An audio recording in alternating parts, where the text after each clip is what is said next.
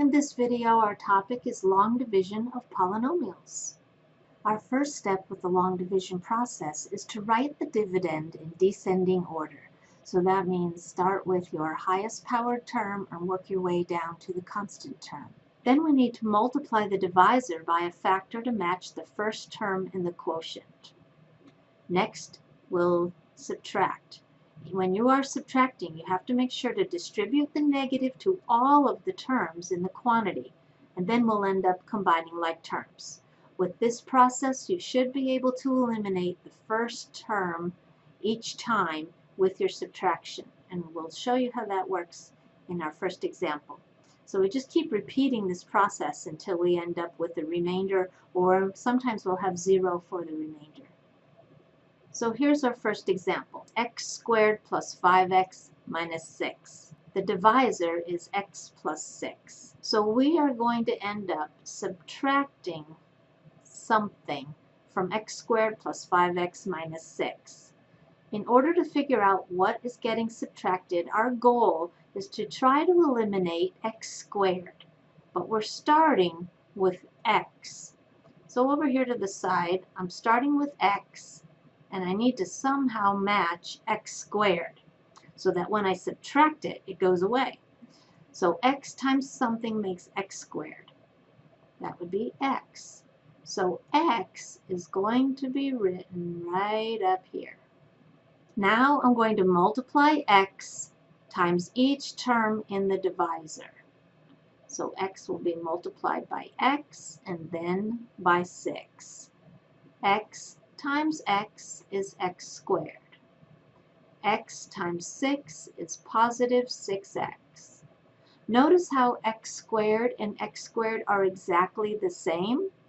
So when I distribute this negative, it actually changes the sign of every term in the quantity. And now you can see how x squared minus 6x are eliminated. And that was the whole goal. So 5 minus 6 would make negative x, bring down your last term, and start the process all over again. So I want to make sure I have this subtraction set up and ready to go. That way, these parentheses remind me to distribute the negative. So again, I'm starting with x. I'll be multiplying it by something to make this first term eliminate.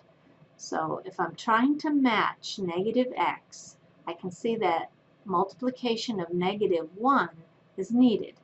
So that negative 1 gets written up here. I distribute now using the negative 1. So negative 1 times x is negative x. See how those matched exactly? And finally, minus 1 times 6 is negative 6. Our next step is to distribute the negative, so that changes the sign of everything that comes after.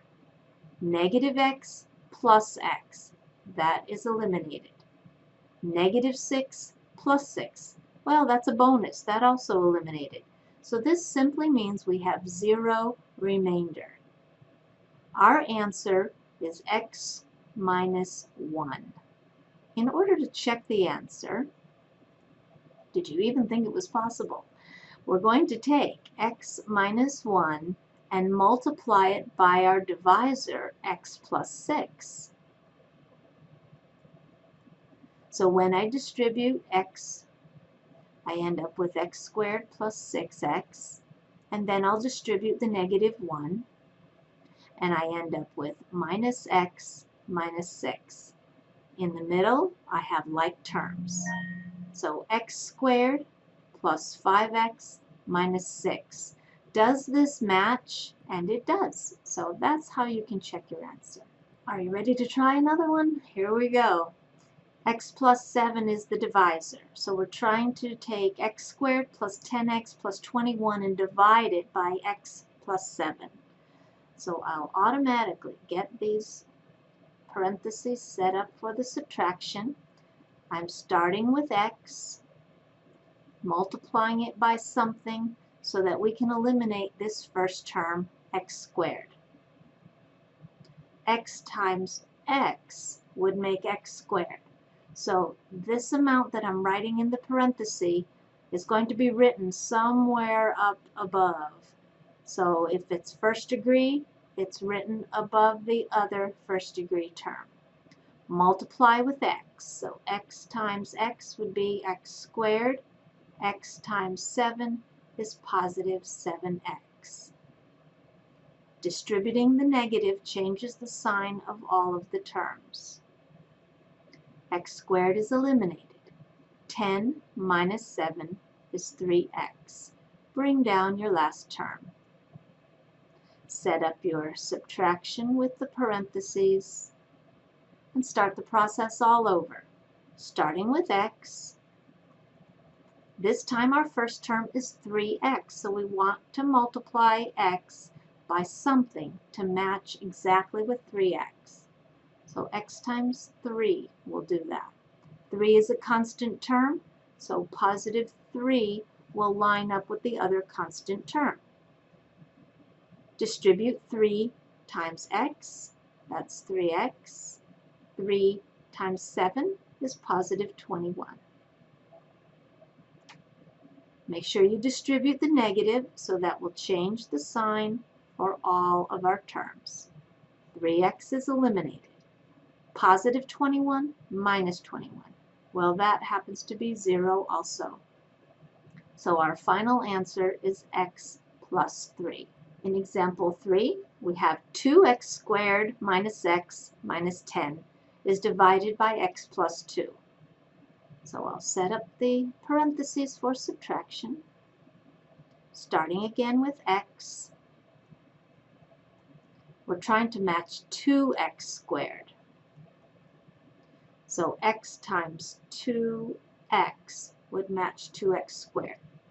So 2x, I'm looking for the other first degree term. There it is, so that lines up.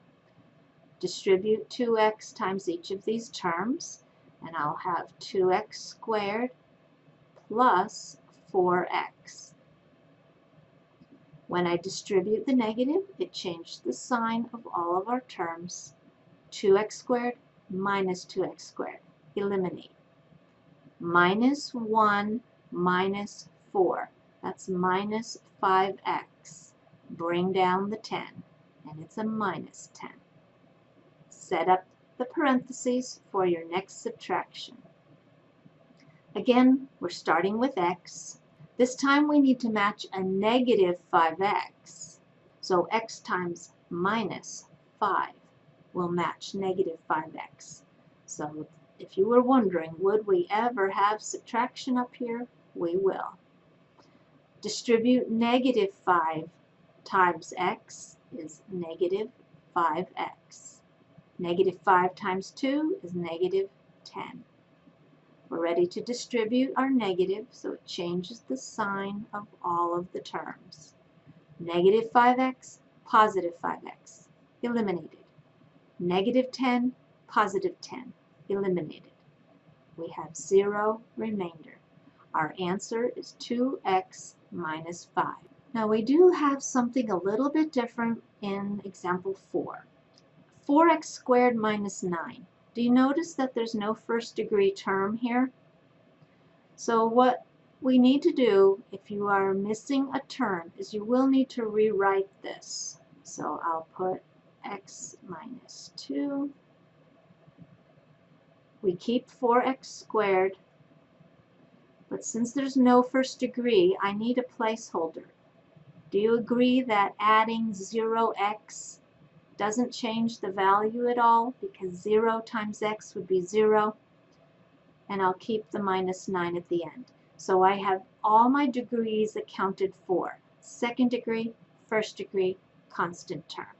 So now it's going to be just like the previous examples. I'm starting with x, multiplying by something to match positive 4x squared. So let's get the subtraction set up and ready. It looks like we just need 4x. So another reason for using the placeholder is we needed a column for the first degree x, and now we have it. Distributing 4x times each of these terms results in 4x squared minus 8x. Again, we needed a place to write the minus 8x, so all of those first degree terms are lined up. We're ready to distribute, so that changes the sign of all the terms that come after it. 4x squared minus 4x squared eliminates. 0 added to 8 makes 8x. Bring down your last term of minus 9 and start the process over. So we're starting with x, and we need to match positive 8x. So it looks like x times 8 would do that. Positive 8 means we're adding 8. So distribute 8 times x to get 8x. 8 times the negative 2 is minus 16.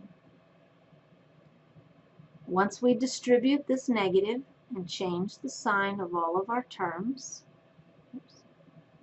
we can see that 8x and negative 8x are eliminated.